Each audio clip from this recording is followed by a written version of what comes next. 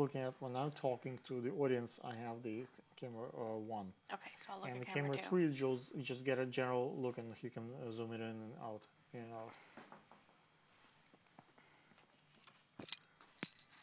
Rolling. Are we rolling?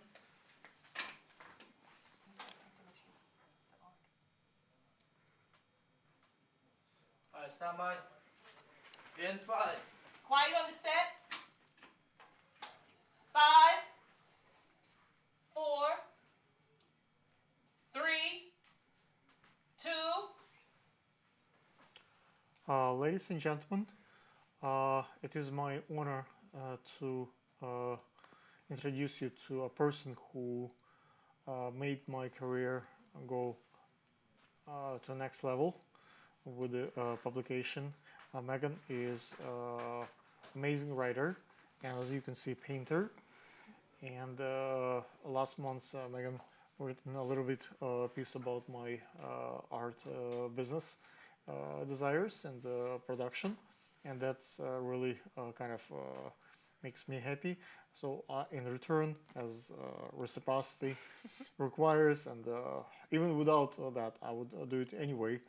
I'd like to produce the interview with Megan.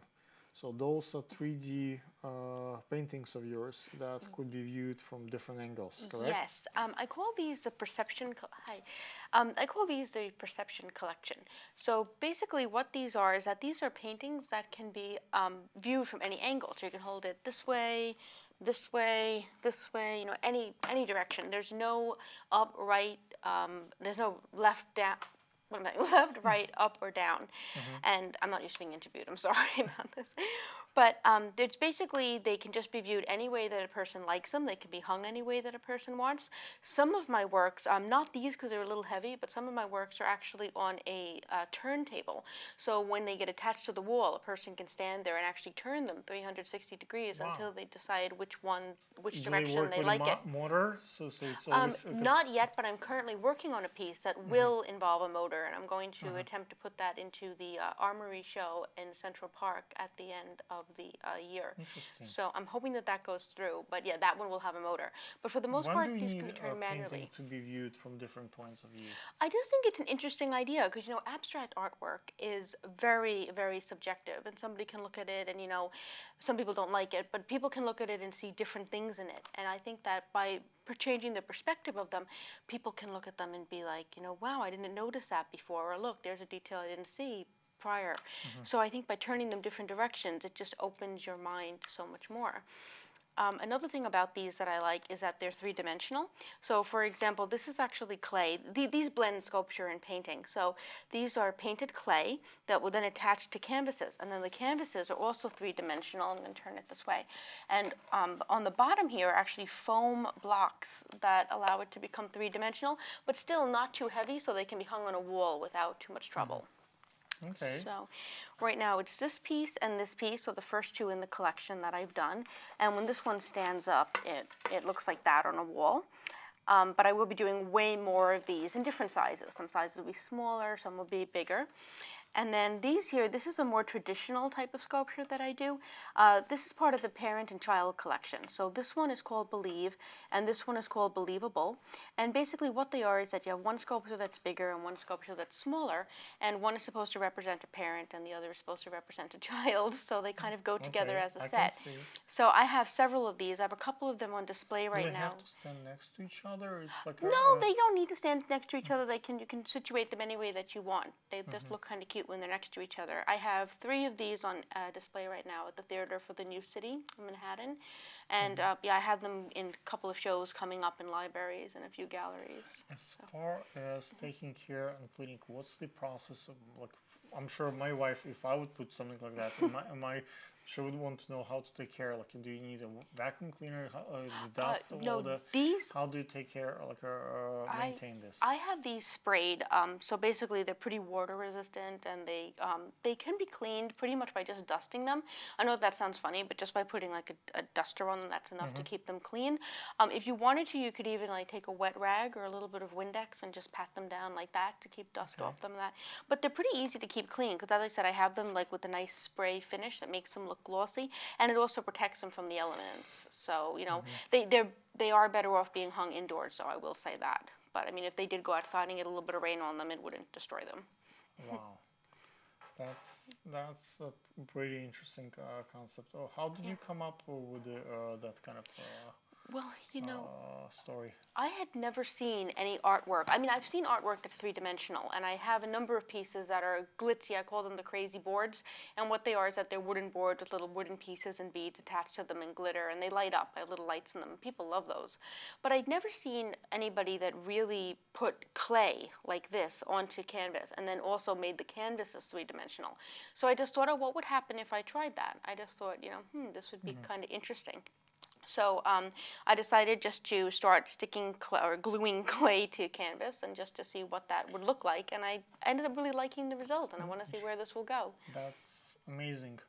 I'm thinking that I have a little spy camera in my pan that I can put inside and turn, and I can get the 3D Oh, that would be amazing. picture from inside. Look, because this is we're talking about. You can view it from a different point, like from right, from left, from up and Yes. down. But Yes. you can also would be able to see that with this camera, that would- how it feels from inside out. That would be The really the cool. rest They're of the world, painted. They're it's, painted all the way around. So if you start camera, right. you would still see the Yeah, painting. yes, So I'm just saying yeah. I can turn the camera that and would that would be because really if cool. I do all the pictures together, right, and I do 360 and the software puts it together, it's still going to be a view from outside. Look, even if I move the video camera or camera around, but from inside, that would be a view of the world. It would be a very unique way to look at it. From inside out. Yeah, that would be really cool. That'd be a really unique thing to do. I like that. I hadn't thought of that before. It's a good idea. But Really? it just shows, yeah, like the way that these can be viewed literally anyway. So that's even like You can view taking it the to a next world level. from inside of that world. So that's how you can see the space. I think that would be interesting for if a person wants to show the premises and the what you know where they live and how the living room looks. That through that piece of art, you kind of you are inside of the art rather than you looking at the, Exactly. on it. It's like three-dimensional. It brings you right inside. That would So be maybe really cool. next time when you produce the next one, you would bear that in mind so that it has a space for the camera to go from Absolutely. inside. Absolutely. And we can kind of maybe later on cover the spot, but that would be kind of the way to look into that art from within. Oh, that would be fantastic. I'll definitely keep that in mind because I'm going to be making a lot more of these, and I can design ones that actually will have direct, like I can even, I guess I could put one like in between a canvas like this where there would be a space for the camera. Okay. So I can definitely do that because I'm going to be doing way more of these anyway. How Because do I you really know like these. Alexei, the guy who introduced us? Oh, I met Alexi actually at Art Expo. I exhibited at Art Expo with Art Blend Gallery. They're out of Fort Lauderdale, Florida. This year or And last yeah, year? this year, Okay. this April. And I was at the show because I write for Art Blend magazine, and I also do a lot of my own like freelance work with Blasting News. I interview a lot of artists and writers, so I always go to the trade shows to walk around.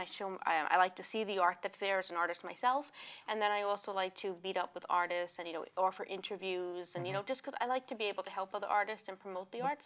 And he told me about you, and then when I found out about your career, I was like, oh, this is really cool because you do a lot of great stuff. You do stuff for Thank you. visual artists and models and fashion designers. It's incredible. So I love Those connecting with people dresses like of the you. girls, mine, and they glow in the dark. They're Oh, they're fluorescent. beautiful. I was actually saying how beautiful the dress looked to her. I love it. It's really gorgeous.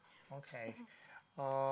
Megan, is there anything else you have a message for our Brooklyn audience? Well, right now, I'm pretty much just going to be making more of these works. I have a lot of library shows coming up and solo shows coming up. I have one gallery, big gallery exhibition planned for 2018, but I will have more details on that in the future. Okay. But yeah. How do you advertise for your shows? Do you Usually the galleries do the it for gallery? me. Yeah. So you don't promote?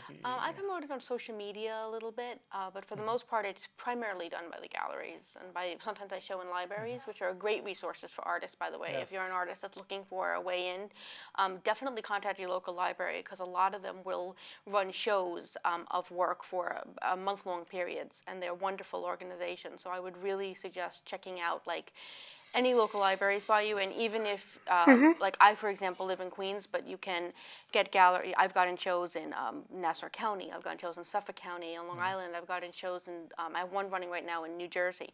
So just reach out to local libraries because they're very, very open to artists. Have you done any billboard advertisement? Not yet. No, I would love to. I think I told you off camera that this is a really great way to attract tourists to buy paintings. Maybe one day we can try that. Yeah. I can imagine if we put a proper print of the image of that quality. I don't even know where to begin to take a picture of this like this, but. That could be sold. That could be definitely a decoration piece. I'm pretty sure there are decorators who would look This for one is actually called Dance at the Seashore Block Party because it reminds me of something that you would put in a beach house or something that's like Okay. bright and colorful and joyful. And so, I would definitely look at the like for my Greenwood Lake house. I would look at something like that. and What then about this one? This one is called, this one is Quaintly Dignified. And this one's a little bit darker, a little bit more of a, I don't know, it's like an abstract, almost like Victorian colored feel, I guess. I don't know how else to describe it. But yeah, I mean, this one would be nice I could see that in an office building or in a How house come slightly darker when used. you do your writing, when we spoke, I asked you how much cost the article, like how much you get paid. If, you mentioned like a obscene amount, like a tiny amount of money. It, in my experience with writing an article with you, it took you like a phone conversation, me once, maybe twice, maybe three times. Then I write, then you write back to me. So it's back and forth, back and forth. At the end, when I ask you how much you're making this, it's Well, it depends on the publication. Like I'm paid by the publications that I write for. I'm not associated with blogs or anything like that. But generally, you know, we're paid like a certain amount of money per article whenever because we write them why online. certain amount is so tiny. I don't know. That's their rules. It's not That's the really rules. fair. That- Yeah, that's, it's that's how the unfortunate. industry is. Yep, if you have to write onto it. Now, of course, if the article gets shared around, we also get a percentage of views. So, for example, we get paid a flat rate, and then we're paid per view for everybody that views the article. It's like an advertising tie-in. But when I write for magazines like Art Blend magazine, for example, like I do artist profiles for them that come out in their magazines that were previously they published a couple of times a year. Now they're changing the format to be publishing once a year. But they were about $40 an article for 200-word articles, which was really good. Wow. So that was good payment. But yeah, I mean, when you go into writing about more or writing for more established publications in the art world, the price is generally much higher per article. So it's just a matter of finding those places to write for, which can be a challenge. Okay. So you have also two different fields, art writing and painting. Yeah. Okay. Thank you so much for coming. Thank Hopefully you. we're gonna put on subtitles the your page, your website, Okay. and Thank you. hopefully I'm losing my voice. It's a little bit of Yeah. midday. And interview. just to clarify, in the beginning of the interview, I meant to say that there is no left, right, up, or down. These can be viewed any angle. So now I finally said it right. I'm not used to being interviewed on Okay. TV. So. Thank you, guys. Thank you. Thank you.